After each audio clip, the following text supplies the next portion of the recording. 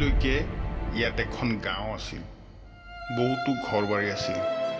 প্ৰত্যেকটো ঘৰতে গছ-গছনিৰে ভৰা এখন চোতাল আছিল। কিন্তু আজি ধূলিহাত সকলো।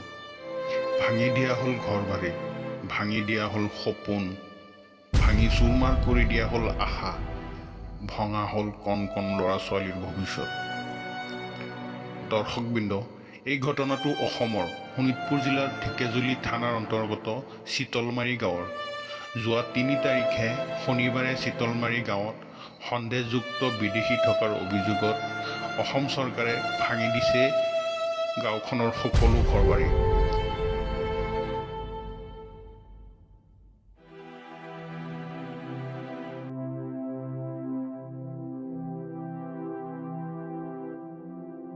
চাওক কিদৰে জীৱন অতিবাহিত কৰিছে এওঁলোক।